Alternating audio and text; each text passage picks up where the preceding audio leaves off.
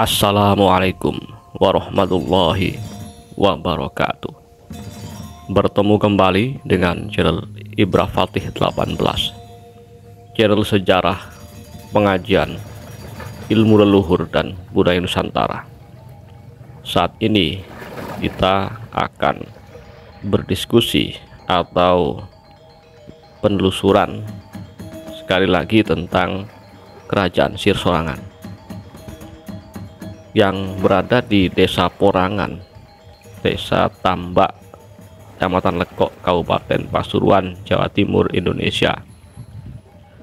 Kerajaan Sir Sorangan ini tidak tercatat dalam catatan apapun, juga tidak ada artefak, tidak ada makam raja atau prasasti-prasasti yang menunjukkan keberadaannya.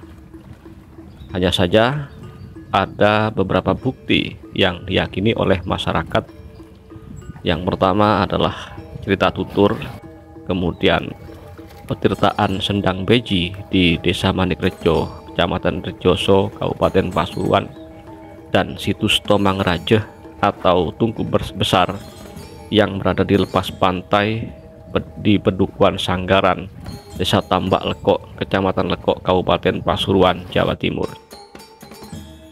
Juga ditemukan pecahan-pecahan gerabah kuno di Kali Porangan dan juga batu bata kuno yang berada di petirtaan Sendang Beji Manikrejo.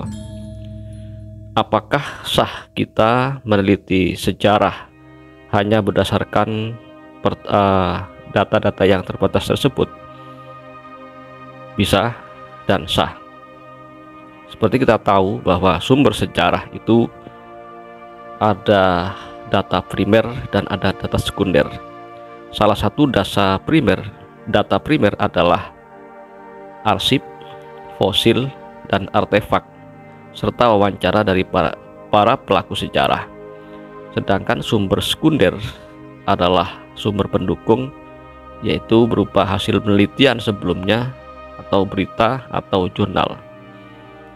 Berdasarkan penemuan-penemuan sederhana tersebut, hingga saat ini keberadaan Kerajaan Sir Sorangan di Desa Porangan Lekok ini memang diyakini oleh masyarakat, akan tetapi tidak bisa diketahui secara pasti, secara mendetail seperti apakah Kerajaan Sir Sorangan ini.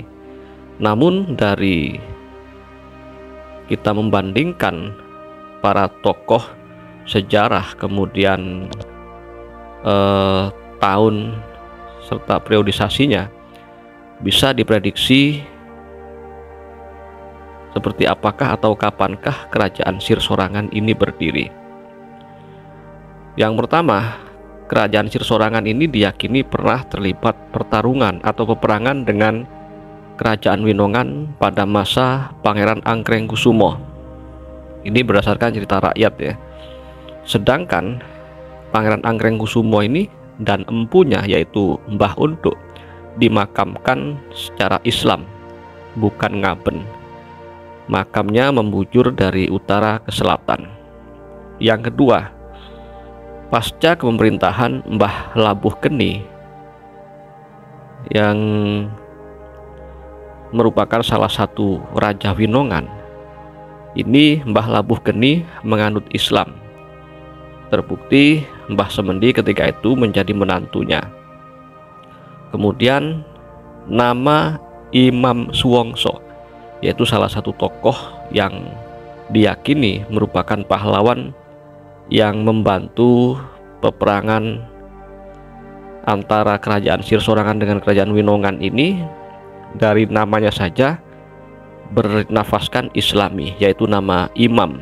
Sedangkan Suwongso merupakan julukan karena Imam Suwongso ini merupakan seorang perajin perhiasan.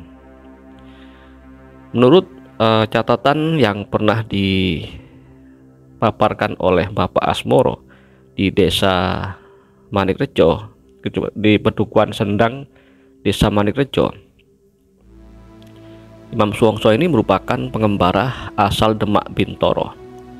Kemudian dari beberapa hal ini mungkin bisa disimpulkan bahwa kerajaan Sirsorangan ini eksis kira-kira sekitar pertengahan atau di akhir era Majapahit. Karena seperti kita tahu bahwa Demak Bintoro dan beberapa hal bukti di atas itu diyakini terjadi atau eksis di akhir pemerintahan Majapahit. Nah, di sini ini merupakan kali Porangan ya. Tempat ini atau sungai ini diyakini sebagai dermaga dari kerajaan Sirsorangan atau kerajaan Porangan, di mana dulu menurut cerita tutur masyarakat, kerajaan Sirsorangan merupakan kerajaan maritim yang sudah melakukan kontak dagang dengan beberapa kerajaan yang lain, dan disinilah merupakan dermaga tempat berlabuhnya kapal-kapal dagang. Dan konon di sini juga terjadi peperangan antara pasukan kerajaan Winongan dan kerajaan Sirsorangan. Nah, meski belum valid, ada beberapa YouTuber yang mengklaim bahwa kerajaan Sirsorangan ini berdiri atau eksis semasa dengan kerajaan Singosari, yaitu pada tahun 1269 Masehi. Sampai juga kerajaan Sirsorangan ini diaktifkan kembali pada masa Majapahit, tepatnya pada era Prabu Hayam Wuruk. Sirsorangan diyakini merupakan pintu masuk para pedagang dan pemerintah Majapahit, pintu masuk dari jalur laut ketika pemerintah Majapahit dan para pasukannya ini melakukan lawatan ke kerajaan Gapuk yang ada di Rejoso, Pasuruan, juga ketika mereka mengadakan kunjungan ke kerajaan Winongan, bahkan ke kerajaan Lumbang. Karena kita tahu saat itu alat transportasi yang paling mudah adalah kapal laut, dan diyakini oleh para YouTuber tersebut dari sinilah, dari sungai Porangan inilah kapal-kapal besar itu kemudian bersandar, dan kemudian para punggawa Majapahit ketika melakukan lawatan ke kerajaan bawahannya itu berlayar dari sungai ini. Meskipun sungai ini tidak sebesar pada masa lalu. Ada juga seorang YouTuber yang mengklaim bahwa mereka menemukan pecahan-pecahan keramik yang diyakini merupakan peninggalan dari dinasti Song.